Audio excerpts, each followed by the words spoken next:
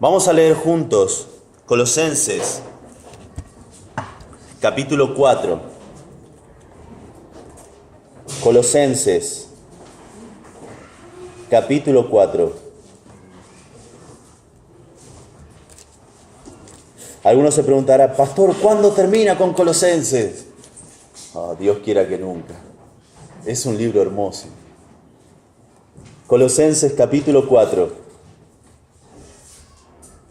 La semana pasada habíamos visto el verso 7 y el verso 8 y 9. Y hoy vamos a ver el verso 10, 11, 12, 13, 14 y hasta ahí. Podemos dejar el 15 en adelante para más adelante. Luego viene Pascuas y obviamente vamos a hablar de la resurrección del Señor. Pero quiero ver con vos estos versículos en esta mañana, así que vamos a leerlos, vamos a orar y vamos a comenzar. Dice así, Colosenses, capítulo 4, verso 10. Aristarco, mi compañero de prisiones, os saluda. Y Marcos, el sobrino de Bernabé, acerca del cual habéis recibido mandamientos, si fuere a vosotros, recibidle. Y Jesús, llamado Justo, que son los únicos de la circuncisión, que me ayudan en el reino de Dios y han sido para mí un consuelo. Os saluda Epafras, el cual es uno de vosotros, siervo de Cristo, siempre rogando encarecidamente por vosotros en sus oraciones, para que estéis firmes, perfectos y completos en todo lo que Dios quiere. Porque de él doy testimonio de que tiene gran solicitud por vosotros y por los que están en la Odisea y los que están en Hierápolis. Os saluda Lucas, el médico amado, y Demas. Padre,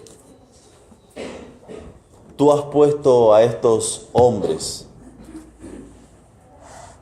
en tu palabra con un propósito. Estos nombres que encontramos acá no han sido puestos por casualidad. No han sido puestos porque a Pablo le sobraba papel y quería incluir a personas. Que podamos, Señor, descubrir el propósito por el que son nombrados y reconocer el valor de esto para nuestras vidas. Ayúdanos, Señor, a tener amigos como estos y a buscar ser amigos para otros como estos. Te lo pedimos en el nombre de Cristo Jesús. Amén. Muy bien. Colosenses capítulo 4. Habíamos visto la semana pasada de los versículos 7 al 8 y 9.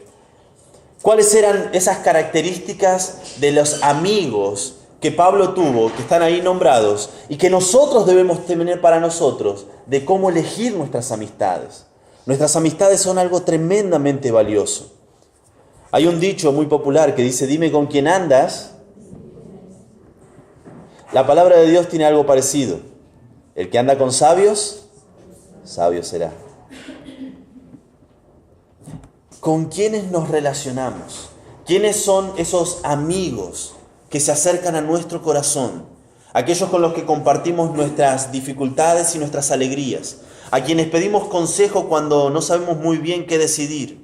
Aquellos que son valiosos para nosotros, son tremendamente importantes y deben ser elegidos con esa misma importancia. No porque vivimos en el mismo barrio debamos ser amigos. No porque hayamos compartido el colegio debemos ser amigos. Pablo tuvo prioridades para elegir a sus amigos. Tanto a Tíquico como a Onésimo los eligió porque eran personas de confianza. La semana pasada vimos esto. Pablo podía confiar de que tanto Tíquico como Onésimo iban a contarle a la iglesia lo que se refiere a su condición y que no iban a desanimarlas. Pablo estaba encarcelado. Pablo no estaba en una posición cómoda. Él estaba preso. Y sin embargo podía confiar en que este hombre llamado Tíquico, mencionado en el verso 7 y 8, y este hombre llamado Onésimo, iban a consolar a la iglesia con las noticias que traían de parte de él. Sabía que ellos amaban a la iglesia, que ellos iban a cuidar a la iglesia. Y les encargó la carta que conocemos como Colosenses. Muy probablemente les encargó la carta a los Efesios. Y encargó obviamente esa carta personal a Filemón. Eran personas de gran confianza. Y queremos elegir personas así para ser nuestros amigos, en quien podamos confiar. Este segundo grupo que vemos acá, del verso 7 en adelante, vemos que son personas que comparten la pasión de Pablo por Dios. Y el origen de estas personas no era lo que a Pablo lo había determinado a que sean sus amigos, sino su destino. Elegimos nuestros amigos por la confianza que les podemos tener. Y elegimos a nuestros amigos, no por su origen, sino porque compartimos nuestro destino. Dice en el verso 7, Colosenses capítulo 4,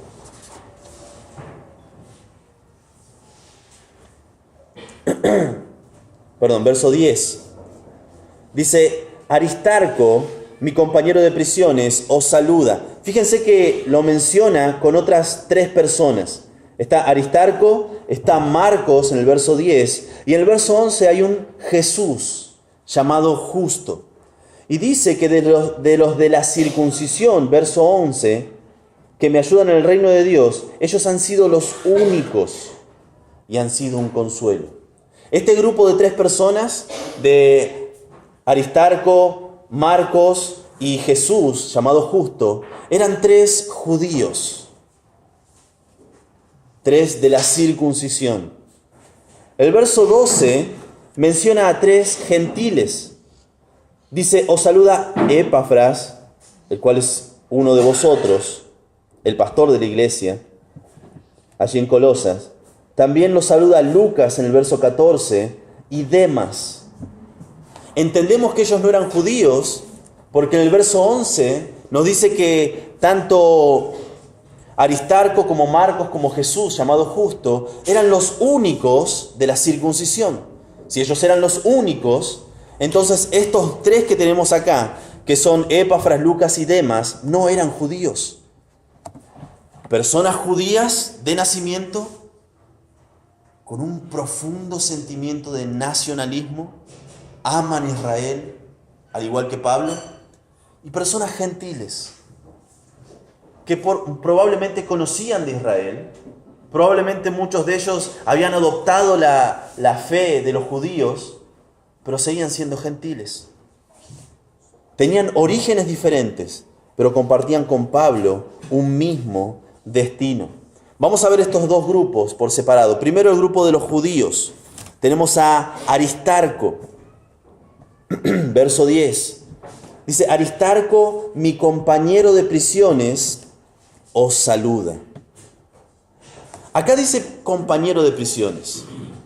En Filemón leemos que estos mismos 6 son relatados, son nombrados en Filemón, que es la carta hermana, es la carta paralela, fueron llevadas juntas. Es más, Filemón era miembro de la iglesia de Colosas, muy probablemente. Y esta carta a Filemón se menciona a los 6, excepto uno, Jesús llamado Justo. Y podemos entender cosas de ver tanto la carta a los Colosenses como a la de Filemón, acerca de este hombre Aristarco. Vayan conmigo, por favor, a Filemón.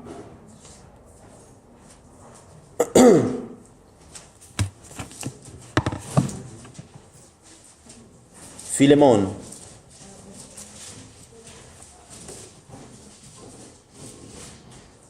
Timoteo, Tito, Filemón. Es solo una hoja, así que es difícil de encontrarlo. Filemón capítulo 1, bueno, es el único capítulo, verso 1, dice Pablo, prisionero de Jesucristo, y el hermano Timoteo, al amado Filemón, colaborador nuestro, y a la amada hermana Apia, y a Arquipo, nuestro compañero de milicia, a la iglesia que está en su casa, gracia y paz a vosotros, de Dios nuestro Padre y del Señor Jesucristo. En mi Biblia estaba diferente.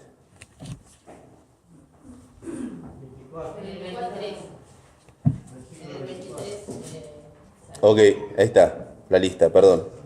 Verso 23. Te saludan Epafras, mi compañero de prisiones, por Cristo Jesús, Marcos, Aristarco, Demas y Lucas, mis colaboradores. Ahí está, esta es la diferencia. Epafras en Filemón es nombrado mi compañero de prisiones. En cambio, Aristarco es nombrado junto con sus colaboradores en el verso 24. Acá en Colosenses capítulo 4 leemos que Aristarco es su compañero de prisiones. Y por el contrario, el verso 12 dice, os saluda Epafras, el cual es uno de vosotros, siervo de Cristo. Uno es su colaborador, el otro es su compañero de prisiones, en Filemón. En Colosenses se invierten los roles.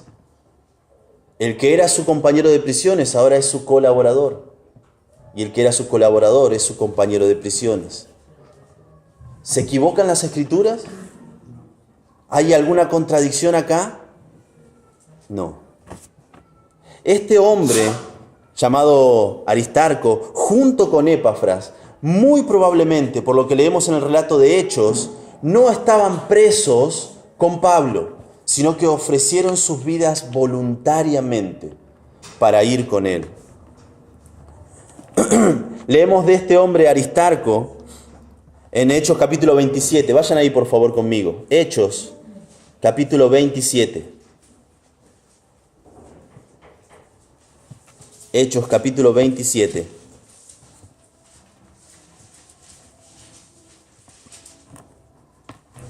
Verso 1, Hechos 27, verso 1. Cuando Pablo es embarcado a este primer encarcelamiento en Roma, dice, cuando se decidió que habíamos de navegar para Italia, entregaron a Pablo y a algunos otros presos a un centurión llamado Julio de la compañía Augusta.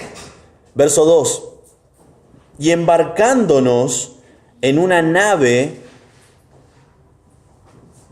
adramitena que iba a tocar los puertos de Asia, zarpamos, estando con nosotros Aristarco, macedonio de Tesalónica. Lucas no era un prisionero. Él es el que escribió el libro de los Hechos. Y él dice, zarpamos, fuimos y estaba con nosotros este hombre Aristarco. No se lo menciona entre los prisioneros. Él muy probablemente dijo, yo quiero ir, al igual que Lucas. Yo quiero estar. Sé que vas a tener necesidades y quiero estar ahí para servirte. Él estaba dispuesto a sacrificarse. Lo había estado anteriormente. La primera vez que mencionamos a Aristarco, que vemos en el relato bíblico, lo encontramos en Hechos capítulo 19. Vayan ahí que estamos cerca. Hechos capítulo 19, verso 29. Hechos capítulo 19. Pablo estaba ministrando en Éfeso, hubo un tumulto, quisieron apresarlo. Y en el verso 29 leemos Hechos capítulo 19, verso 29. Y la ciudad se llenó de confusión, y aún se alzaron al teatro, arrebatando a Gayo y a Aristarco, macedonios, compañeros de Pablo. Pablo quería salir, le dijeron, no vayas. Y a los que agarraron, a los que más cerca de Pablo estaban. Gayo y este hombre Aristarco. Él estaba dispuesto a sacrificarse. Él estaba dispuesto a frenar las balas por Pablo. En el capítulo 20, en el verso 4, capítulo 20 de Hechos, verso 4, lo vemos como él se ofrece también para llevar las ofrendas de la iglesia, de las iglesias, para los santos en Jerusalén que estaban padeciendo necesidades. Hechos capítulo 20, verso 4. Y le acompañaron hasta Asia, Sópater de Berea, Aristarco y Segundo de Tesalónica, Gayo de Derbe otra vez, y Timoteo, y de Asia Tíquico y Trófimo. Ellos estaban ahí dispuestos a llevar la ofrenda para los santos en Jerusalén. Él estaba dispuesto a recibir las balas por Pablo cuando fue el alboroto en Éfeso. Él estaba dispuesto a acompañar a Pablo cuando él estaba yendo camino a su encarcelamiento. Estaban sabidos, Pablo sabía de que de ese bote no le iba a pasar bien y él estaba dispuesto a seguirlo. Él estaba dispuesto.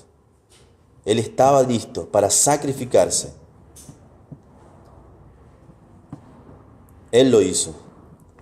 Y estamos esperando de amigos cristianos que estén dispuestos a sacrificarse por nosotros. Un amigo que esté dispuesto a velar por nuestro bien, incluso cuando tal vez es perjudicial para él. Yo puedo tomar cuenta en mi vida de hombres que aman al Señor, que al otro día tenían que levantarse a las 5 de la mañana y estaban aconsejándome hasta las 2 de la mañana. Yo diciéndoles, pero te tenés que levantar temprano, seguimos otro día. Dice, no importa, tranquilo. Sigamos hablando. Dispuestos a sacrificarse. Amistades como esa, no hay muchos. Pablo lo tenía, y en el nombre de él era Aristarco. El segundo de esta lista lo vemos en Colosenses, capítulo 4. Lo llamamos Marcos, y acá damos a entender, acá se nos revela por qué tanto cariño de parte de Bernabé unos cuantos años atrás. Dice verso 10, Aristarco, mi compañero de prisiones, os saluda, y Marcos, el sobrino de Bernabé, acerca del cual habéis recibido mandamientos, si fuere a vosotros, recibidle. Este Marcos que vemos acá es el que en el primer viaje misionero de Pablo se volvió atrás. Cuando estaban a punto de comenzar el segundo viaje misionero de Pablo, Pablo tuvo una confrontación con Bernabé. Pablo dijo, volvamos a visitar a las iglesias, volvamos a repasar aquellas iglesias que vimos en el primer viaje. Y Bernabé quería llevar consigo a este joven llamado Marcos. Hechos capítulo 15, vemos este relato. Vayan ahí conmigo, Hechos capítulo 15.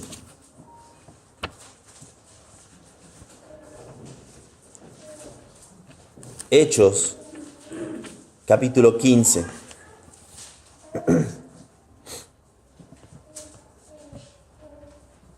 Hechos capítulo 15, verso 36. Dice así, Hechos 15, 36. Después de algunos días, Pablo dijo a Bernabé, volvamos a visitar a los hermanos en todas las ciudades en que hemos anunciado la palabra del Señor, para ver cómo están. Y Bernabé, verso 37, quería que llevasen consigo a Juan, el que tenía por sobrenombre Marcos. Pero a Pablo no le parecía bien llevar consigo al que se había apartado de ellos desde Panfilia, y no había ido con ellos a la obra.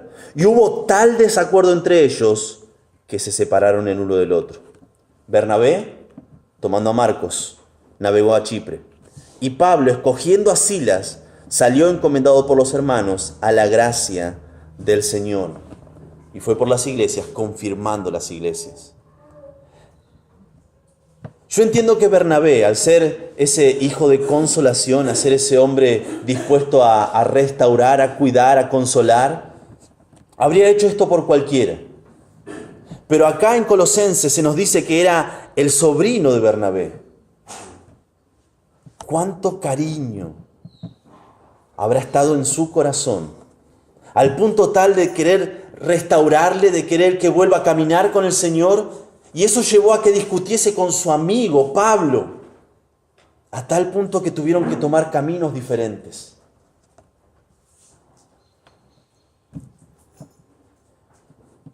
Este hombre que había desertado había cambiado. Este hombre que los había abandonado en el primer viaje misionero, ahora era una persona totalmente diferente.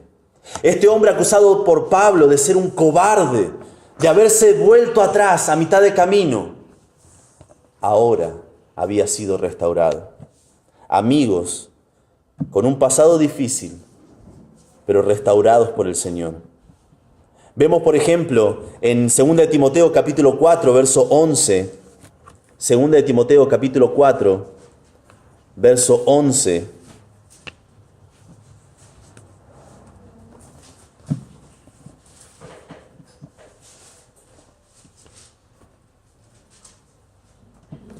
Segunda de Timoteo capítulo 4, verso 11, Pablo en su último encarcelamiento en Roma dice, solo Lucas está conmigo, toma a Marcos, este mismo Marcos, y tráele contigo, porque me es útil. Me es útil para el ministerio. Pablo no quiso saber nada con él en el segundo viaje misionero. Pablo decía, ¿cómo vamos a llevar a este que nos dejó tirado a mitad de camino? Discutió con su amigo, con su hermano, con su colaborador, Bernabé, al punto de separarse. Pero pasaron los años y este hombre era un hombre muy útil al Señor. Necesitamos amigos como estos, que en el pasado se han equivocado, pero que Dios los ha transformado. Ahora, ¿qué utilizó Dios para transformar la vida de Marcos? Bueno, muy probablemente lo utilizó a Pablo, diciéndole, no podés venir al segundo viaje misionero. ¿Se imaginan este hombre? Este joven que estaba ahí, quería volver a salir a la aventura por el Señor y de golpe le dijeron, no podés. Eso habrá sido un golpe fuerte para su vida.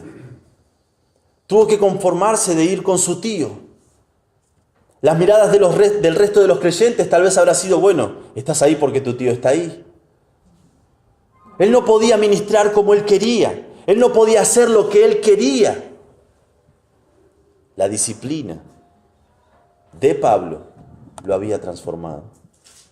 Obviamente Dios también habrá utilizado a Bernabé, ese hombre que fue un ejemplo, que acobijó a Pablo cuando el resto lo ignoraba. Y ahora estaba acobijando a Marcos cuando el resto lo despreciaba.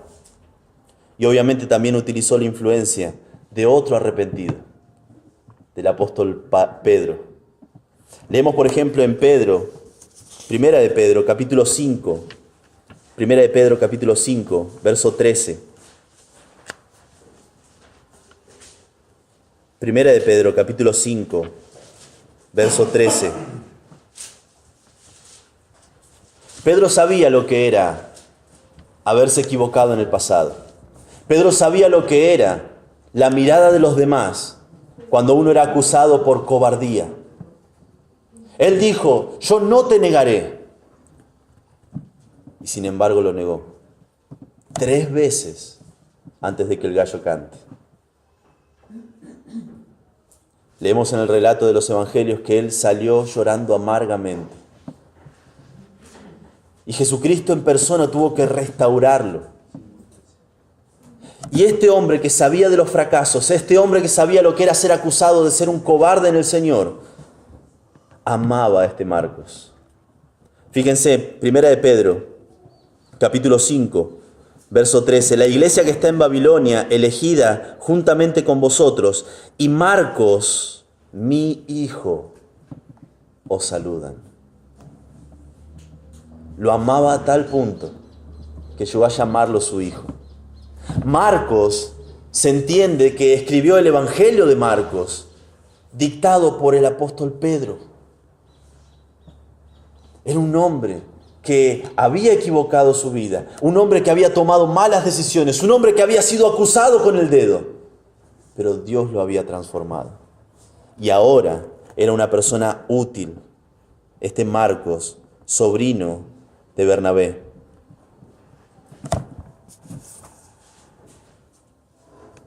Obviamente el Espíritu Santo utilizó todas estas cosas para que él sea transformado. La influencia de sus amigos, la influencia de su líder espiritual, la influencia de su familia, lo llevaron a ser un hombre que volvió al camino del Señor. Y es un hombre que siguió sirviendo al Señor.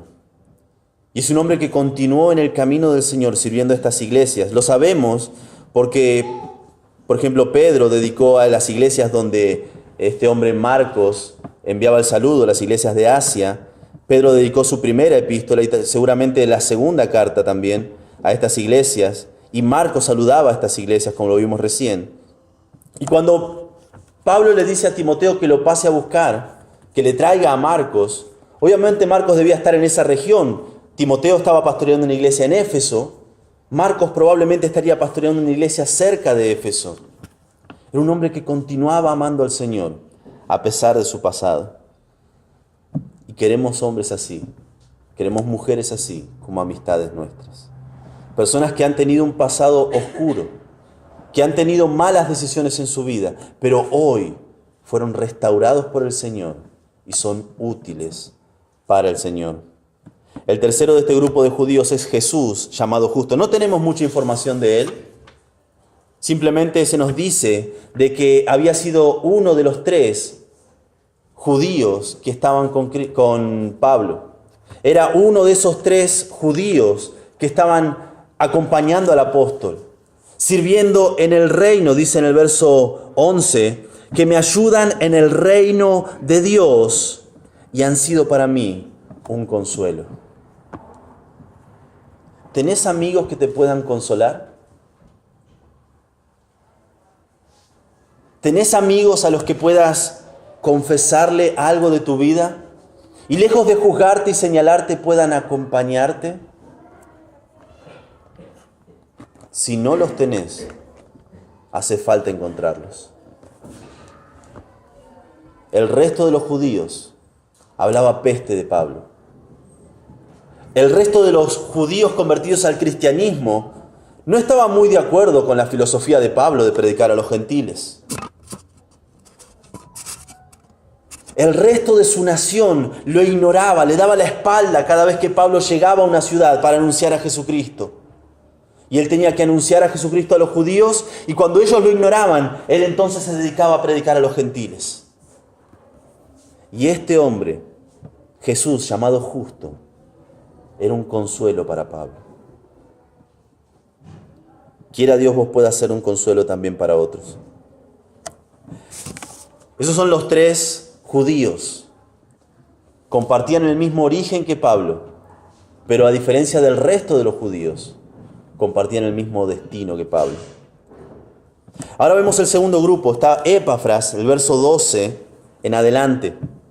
Dice, os saluda Epafras, el cual es uno de vosotros, siervo de Cristo. Esa palabra siervo es la palabra esclavo. Siempre rogando encarecidamente por vosotros en sus oraciones, para que estéis firmes, perfectos y completos en todo lo que Dios quiere. Este hombre, Epafras, era el pastor de la iglesia de Colosas. Muy probablemente él había sido el fundador de la iglesia de Colosas. Pablo no lo fundó. Y él estaba angustiado, él estaba preocupado porque la herejía colosense, esa que decía que Jesucristo no era suficiente para que una persona sea transformada, había inundado la iglesia de Colosas, había llegado incluso hasta las iglesias en Hierápolis, en la Odisea. La región esa de Asia estaba inundada por esa filosofía de que Cristo no era suficiente, sino que había que tener algo más. Una obediencia estricta a la ley, decían los judaizantes. Una experiencia mística, decían otros. Una vida totalmente abnegada y frugal, proponían los demás. Y él, angustiado por esta situación, oraba. Angustiado por la iglesia que estaba siendo atacada por la falsa doctrina, él oraba. Él se arrodillaba junto con Pablo y rogaba por la iglesia para que estén firmes, verso 12, perfectos y completos en todo lo que Dios quiere. Fíjense lo que dice Pablo acerca de la oración y el ruego de este hermano llamado Epafras. Verso 13, porque de él doy testimonio de que tiene gran solicitud por vosotros y por los que están en la Odisea y los que están en Hierápolis. Era un hombre que cuando no estaba hablando con alguien, cuando no estaba resolviendo algún problema, cuando no estaba haciendo alguna tarea diaria, estaba orando. En sus pensamientos la iglesia estaba, en su corazón la iglesia estaba, y en sus oraciones la iglesia estaba presente. Era un hombre que oraba. ¿Tenés alguna persona que ore por vos? ¿Hay algún hombre que ora por vos? ¿Alguna mujer que ora por vos? Esposa, ¿podés ser esa compañera fiel que ora por tu esposo? ¿Que ora por sus hijos? Esposos, ¿podés ser ese líder espiritual en tu hogar que ruega por tus hijos? cuando ellos toman malas decisiones, cuando ellos tienen malas influencias, o solamente les decís lo que tienen que hacer? La oración de un hermano o una hermana que te ama profundamente es tremendamente transformadora. Este hombre Epafras lo sabía y él estaba siempre siempre por ellos en sus oraciones. Era un hombre dispuesto a batallar por las personas que él amaba en oración. Y obviamente queremos personas así. Seguimos leyendo, verso 14. Os saluda Lucas, el médico amado. Este Lucas, aunque es la única vez que se lo menciona acá, es alguien bien conocido por nosotros. Era un hombre que había acompañado a Pablo. Era el amigo más fiel que Pablo había tenido. Era un hombre que estaba dispuesto a acompañarlo cada vez que tenía la oportunidad. La frase nosotros en el libro de los Hechos indican esto. Por ejemplo, en Hechos capítulo 16, versos 10 al 17. En Hechos 20, del verso 6 al 16. En Hechos 27, lo acabamos de leer. Y en Hechos 28. Deja de decir lo que Pablo estaba haciendo y comienza a decir nosotros fuimos, nosotros esperamos, nosotros partimos. Son momentos en los que él estaba con Pablo, acompañándolo. Lo leímos recién. Solo Lucas está conmigo, le dijo a Timoteo. El resto me ha desamparado. Él fue un compañero fiel de Pablo. Obviamente era un hombre muy educado, era un médico. Dios lo había utilizado para escribir el libro de los Hechos y el Evangelio de Lucas. Era un hombre tremendamente preparado. Era su médico personal. Y él estaba dispuesto a sacrificarse por Pablo. Él estaba dispuesto a ser ese compañero fiel para este ministro del Evangelio. ¿Tenés amigos así? O mejor dicho, ¿los amigos que tenés son así? Que te aman, que te acompañan, que están a tu lado. El último, verso 14, dice, y así también Demas. Creo que todos conocemos la historia de Demas. Todos sabemos cómo terminó su vida. Por un lado tenemos a Marcos, que comenzó mal, pero terminó bien. Pero tenemos la otra cara de esa moneda. Este hombre llamado Demas había comenzado bien.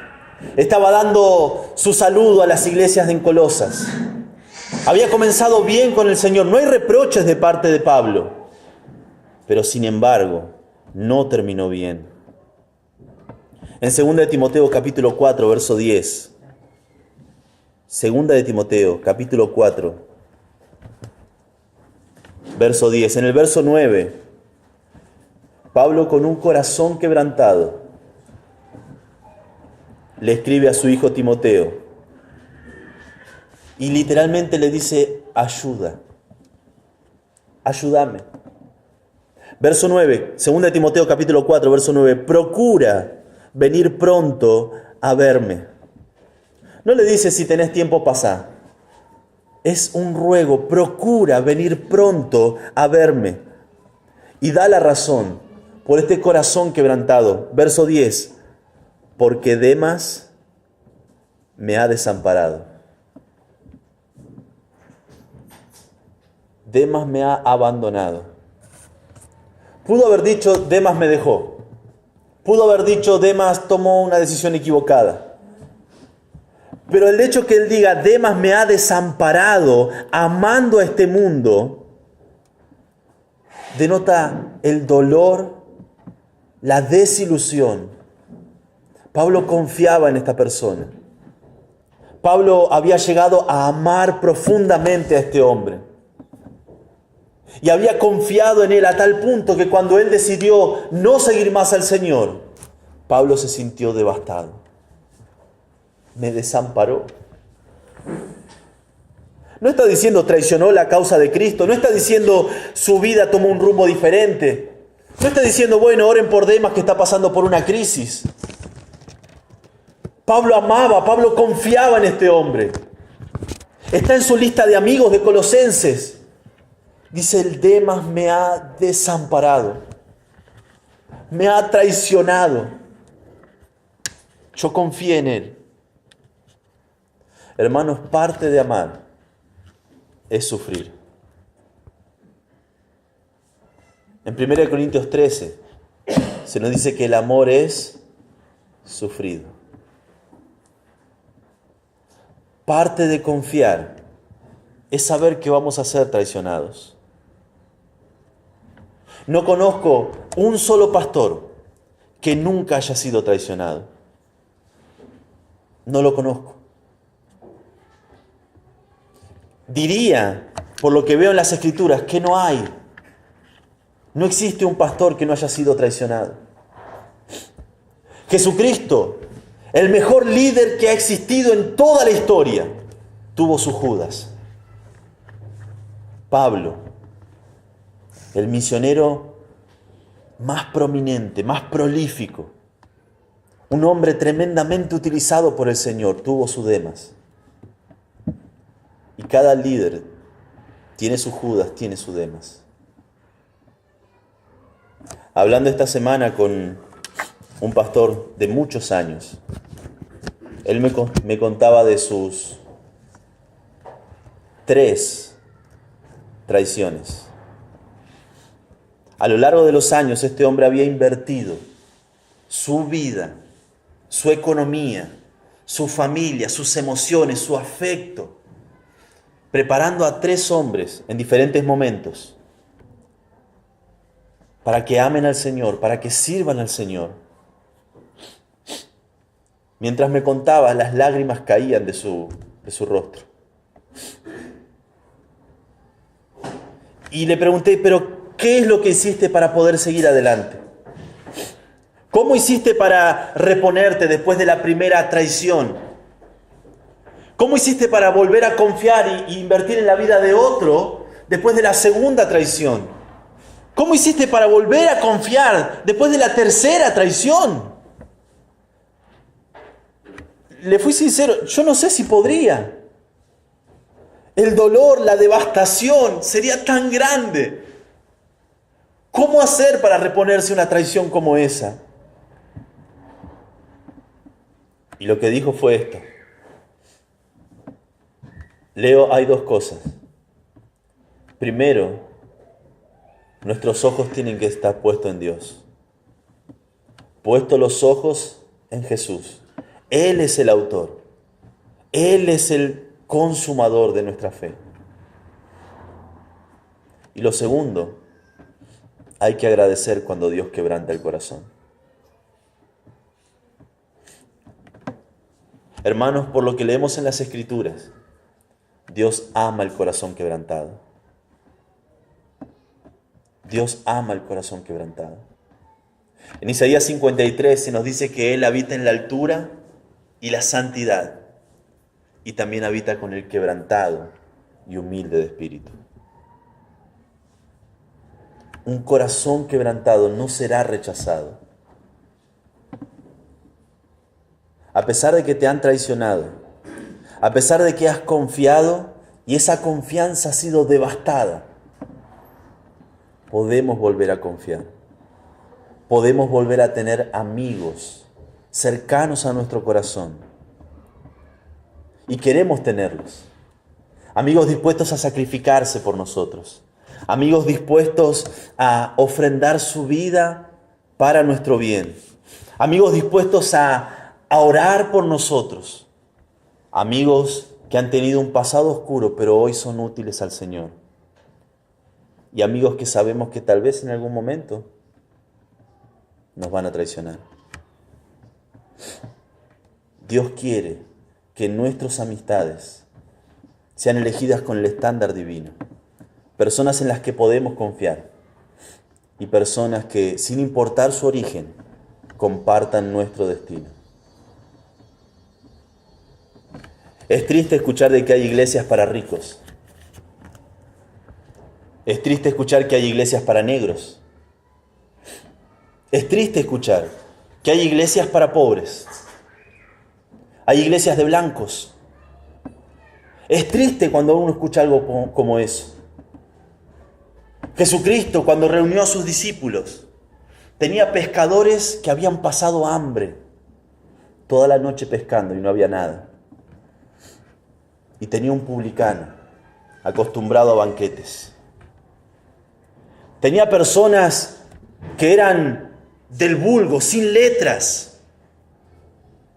Y tenía personas instruidas, personas de gran influencia, como Juan, y personas menospreciadas.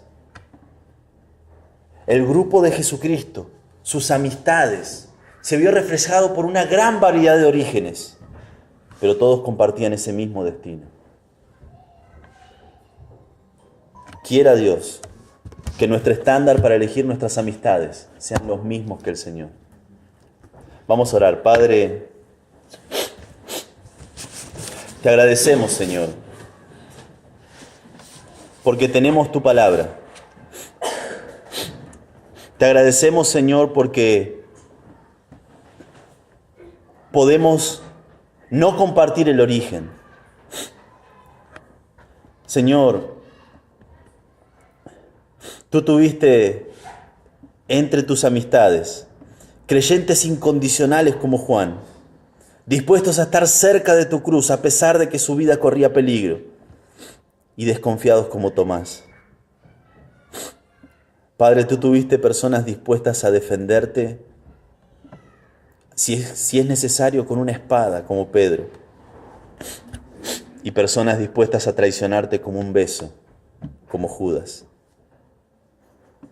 Padre, ayúdanos a entender que habernos criado en el mismo barrio no nos obliga a ser amigos de alguien, que haber compartido años en un colegio no nos obliga a ser amigos de nadie, que la afinidad deportiva, la apariencia física, la condición económica no debe condicionar nuestras amistades, sino el filtro de tu palabra. Ayúdanos a elegir amigos que compartan nuestro destino, de amarte, de servirte y de seguirte. Amigos que te buscan agradar con todo su corazón, que buscan vivir para ti. Ayúdanos, Señor, a ser también esa clase de amigos. Amigos dispuestos a sacrificarnos por el bien de otro. Ayúdanos, Señor, a ser esos amigos que han sido restaurados y pueden restaurar a otros, como lo hizo Pedro con Marcos. Ayúdanos a ser de consuelo y no de condena, como lo fue Jesús llamado justo.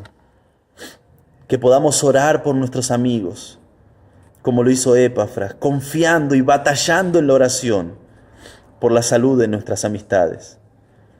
Ayúdanos a ser fieles, como Lucas, que hasta el final de la vida de Pablo estuvo con él. Y Señor, cuando venga ese Demas, cuando nos toque conocer el rostro de nuestro Judas, que podamos seguir confiando en ti y que podamos aprovechar de ese corazón quebrantado para acercarnos a ti. Necesitamos confiar, queremos crecer. Señor, que podamos crecer a través de estas amistades. Padre, que el amor de Jesucristo sea lo que una nuestro corazón con el corazón de nuestros amigos. Te lo pedimos en el nombre de Cristo Jesús.